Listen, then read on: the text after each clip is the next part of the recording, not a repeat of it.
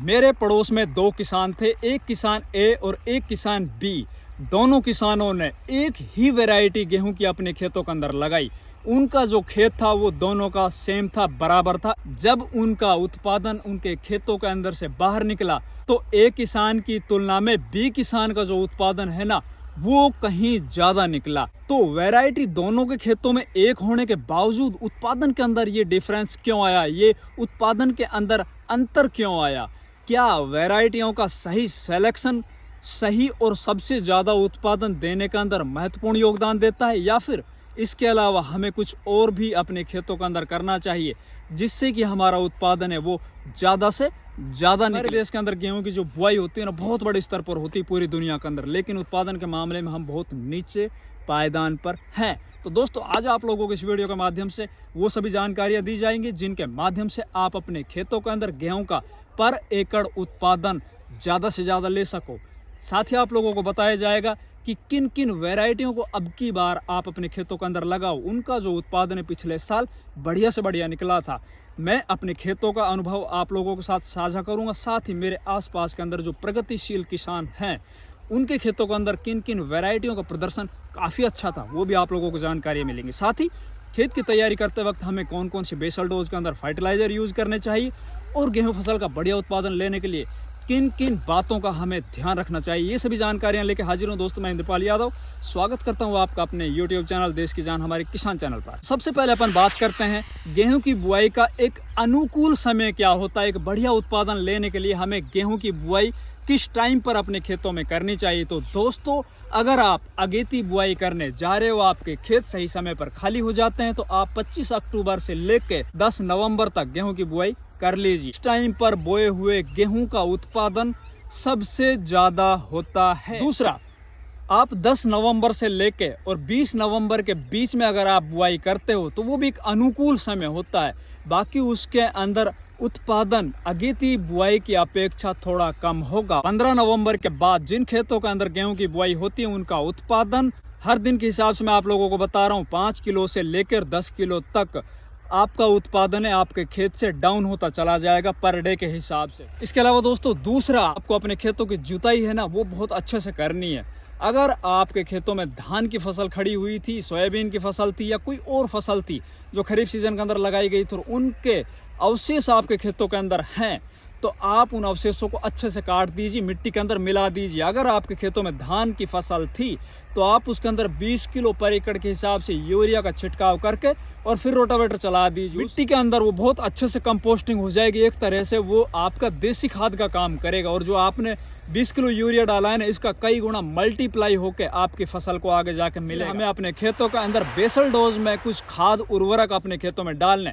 दोस्तों, जिन खेतों के अंदर एक संतुलित मात्रा में पोषक तत्वों की पूर्ति शुरुआत में कर दी जाती है, उनकी फसल एक तो जब जर्मिनेट होती है ना तो बहुत अच्छे से पौधा ग्रो करता है। पौधा एकदम हरा भरा जमीन से निकलता है, ताकतवर निकलता है, मोटा स्टैंप लेके निकलता है। साथ ही उसके अंदर आगे जाके जड़ें हैं ना, उनका भी अच्छे से विकास हो पाता है। तो उसके लिए अपन को क्या करना है, सबसे पहले हमें एक बैग सिंगल सुपर फास्फेट जरूर अपने खेतों के अंदर डाल देना है। इसके अलावा आप एक bag DAP di ammonium phosphate, ये भी आप बेसल डोज में जब आप अपने खेत की तैयारी कर रहे हो उस टाइम पर आपको डाल देना है।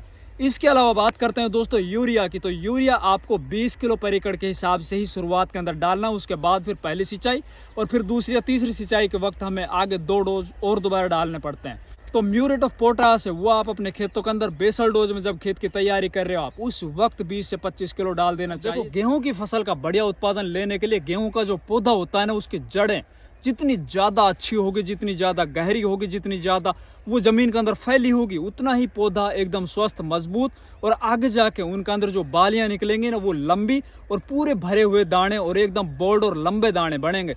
तो उसके लिए अपन को क्या करना है, अपने खेत के अंदर खेत की तैयारी करते वक्त देहात कंपनी का HYT टेक्नोलॉजी से बना starter bio fertiliser mycorrhiza use करता हूँ। मैं इसको बेसल डोज के अंदर डाल देता हूँ या फिर जब पहली सिंचाई अपने खेतों के अंदर कर रहा होता हूँ उस टाइम में इसको अपने खेत में डालता हूँ। ये जब माइक्रोराइजा जब अपन खेत में डालते हैं तो उससे होता क्या, गेहूं की फसल की जो जड़ें होती है ना वो नीचे गहरी होती है और लंबी काफी दूर तक फैल जाती है। और जितनी ज्यादा गहरी और दूर तक फैली हुई जड़ें होंगी उतना ही ज्यादा वो जमीन के अंदर अवेलेबल पोषक तत्वों को, जैसे कि हम अब अपने खेतों के अंदर DAP, यूरिया, पोटास ये सभी डाल रहे हैं, तो उनको ज्यादा से ज्यादा अवशोषित कर पाएगी, ग्रहण कर पाएगी। ज्यादा जड़ों के विकास के साथ साथ ही जल और हवा को ग्रहण करने की क्षमता को भी पौधों के अंदर बढ़ाता है। इसके अलावा पौधे इतने ज्यादा मजबूत हो जाते हैं कि जब आगे हवाएं चलती है, जब अपन सिंचाई करते हैं तो देखते हैं बहुत से खेतों के अंदर फसल आड़ी पड़ जाती है। लेकिन जिन खेतों के अंदर ये स्टार्टर माइकोराइजा डाला हुआ होता है उनके अंदर इतनी ज्यादा जड़ें होती है कि पौधा इतना मजबूत हो जाता है कि वो हवाओं को झेल लेता है। अगर हवाओं के अंदर भी अपन सिंचाई करते हैं तो भी हमारी फसल नीचे नहीं गिरती। इसको डालने के बाद फसल की पैदावार तो बढ़ती है, साथ ही फसल की जो गुणवत्ता है ना वो भी काफी अच्छी बढ़ जाती है, जिससे कि मंडियों के अंदर जब हम अपनी फसल को लेके जाते हैं तो उसका दाम बढ़िया मिलते हैं। इसके अलावा मिट्टी की गुणवत्ता और पोषक तत्वों की उपलब्धता को बनाए रखने में भी ये बहुत ज्यादा सहायक है। तो दोस्तों, आप भी अपने खेतों के अंदर बेसल डोज में या फिर आप पहली सिंचाई के अंदर देहात कंपनी का HYT टेक्नोलॉजी से बना हुआ स्टार्टर बायो फर्टिलाइजर माइकोराइजा जरूर अपने खेतों के अंदर डालिए। इसको आप किसी भी रासायनिक खाद के साथ मिला के डाल सकते हो या फिर आप यूं ही अपने हाथों से छिड़काव करके पर एकड़ 4 किलो की दर से इसको आप डालकर फिर अपनी फसल को बुआई कर सकते हो। तो आप अपने नजदीकी देहात केंद्र पर जाइए और आप स्टार्टर बायो फर्टिलाइजर माइकोराइजा ला के अपने खेतों के अंदर डालिए। साथ ही डिस्क्रिप्शन बॉक्स में दिए हुए लिंक पर क्लिक कर आप अपने घरों पर भी सीधे इसको मंगा सकते हो। अब बात करते हैं दोस्तों वैरायटी की, जिसका आप बेसब्री से इंतजार कर रहे थे। देखिए, मैंने पिछले साल अपने खेतों के अंदर 5 वैरायटी लगा रखी थी। मेरे आसपास के अंदर भी बहुत से प्रगतिशील किसान हैं जिन लोगों ने मेरे अलावा कुछ और वैरायटियां लगा रखी थी जिनके ऊपर मेरी लगातार नजर बनी हुई थी। तो मेरे खेतों के अंदर जिन वैरायटियों का बढ़िया परफॉर्मेंस रहा वो मैं आप लोगों को बताऊंगा। और जो मेरे आसपास एक बहुत लार्ज स्केल के ऊपर, ये नहीं कि किसी एक किसान के खेत के अंदर किसी एक वैरायटी का बढ़िया उत्पादन हो गया तो वो बढ़िया वैरायटी है, ऐसा नहीं है। मैं देखता हूं कि 100 किसानों के अंदर लगभग 70 किसानों के खेतों के अंदर उस वैरायटी का बढ़िया उत्पादन होना चाहिए, उसको मैं आप लोगों को बताऊंगा। तो सबसे पहले मैं आप लोगों को रेकमेंड करूंगा, अगर आपको मिल जाती है तो DBW 303 जो वैरायटी उसका उत्पादन पिछले साल बढ़िया रहा था। इसके अलावा आप श्रीराम सुपर का रिसर्च 303 वैरायटी जो आती है दोस्तों, वो भी आप अपने खेतों के अंदर लगा सकते हो। हमने पिछले साल लगाई थी, बहुत बढ़िया इसकी यील्ड निकली थी, बढ़िया उत्पादन इससे भी हुआ था। इसके अलावा हमने एक और वैरायटी जो पिछले 2 सालों से हम लगाते आ रहे हैं और बहुत ज्यादा जिसने हाइप क्रिएट करके रखा हुआ था, DBW 187, जिसके लिए शुरुआत में तो लोग मारामारी कर रहे थे, लेकिन दोस्तों इसका मैंने 2 साल ट्रायल लिया है। देखिए, मेरा जो खुद का एक्सपीरियंस है ना वो DBW 187 के ऊपर ये है कि ये जो वैरायटी एक तो ज्यादा हाइट लेती है। इसकी खूबी तो ये है कि इसके अंदर एक तो भूसा ज्यादा निकलता है। देखो, मैं सच बता रहा हूँ आप लोगों को, उत्पादन तो इसका सामान्य और वैरायटियों के बराबर ही निकलता है। कोई स्पेशल इसका जो है ना ऐसा नहीं है कि बिल्कुल ये तो 30 क्विंटल पर एकड़ की निकल रही है या फिर उससे ज्यादा निकल रही है। इसका एक तो भूसा ज्यादा निकलता है आपके खेत के अंदर दूसरी वैरायटी की अपेक्षा।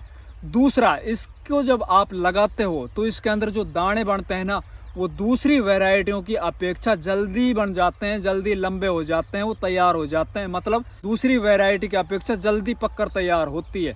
लेकिन इसका जो ओवरऑल मैं आप लोगों को प्रदर्शन बताऊं तो कोई खास मेरे को तो जची नहीं भैया। अगर आपके खेतों में इसका बढ़िया उत्पादन हुआ तो आप लगा सकते हो। जो अगली वैरायटी हमने लगाई थी वो लगाई थी पिछले कई सालों से, जिसका बढ़िया प्रदर्शन चलता आ रहा है, वो 2967 HD 2967। इसका उत्पादन भी हमारे खेतों में पिछले साल बढ़िया निकला था। इसके अलावा हमने एक खेत में लगाया था श्रीराम सुपर का रिसर्च 272 वैरायटी। उस वैरायटी का भी पिछले कई वर्षों से लगातार हमारे खेतों के अंदर बढ़िया उत्पादन हो रहा है। तो दोस्तों, अभी मैंने आप लोगों से देखी कौन कौन सी वैरायटी बता दी। एक तो DBW 303, श्रीराम सुपर का रिसर्च 303 वैरायटी, DBW 187 कर्णवंदना आप लगा सकते हो, बाकी मैं इसको रेकमेंड नहीं करूंगा। इसके अलावा आप HD 2967, HD 3086, ये भी काफी वर्षों से बढ़िया उत्पादन देती हुई आ रही वैरायटी है। इसके अलावा आप HD 2851 भी लगा सकते हो। इसका उत्पादन भी मैंने आसपास में कई किसानों के बढ़िया होता हुआ दिखाई दिया था। अगर आप थोड़ा लेट हो जाते हो या फिर आप ऐसा लग रहा है कि आपको खेत बहुत ज्यादा ताकतवर है और अपन ने बेसल डोज में बहुत ज्यादा खाद वगैरह डाल दिया तो यार हमारी फसल है वो बढ़ेगी ज्यादा, मतलब शुरुआत में बहुत तगड़ी होगी, आगे जाकर गिर सकती है, तो उन खेतों के अंदर आप WH 711 वैरायटी लगा सकते हो। इसकी जो हाइट होती है ना वो थोड़ी छोटी होती है और ये गिरती नहीं है। तो दोस्तों आप इन वैरायटियों में कोई भी वैरायटी अपने खेतों के अंदर लगा लीजिए, आपका जो उत्पादन है बहुत बढ़िया होगा। तो दोस्तों वीडियो अगर पसंद आए तो वीडियो को लाइक कीजिए, चैनल को सब्सक्राइब कीजिए और वीडियो को ज़्यादा से ज़्यादा शेयर कीजिए। धन्यवाद।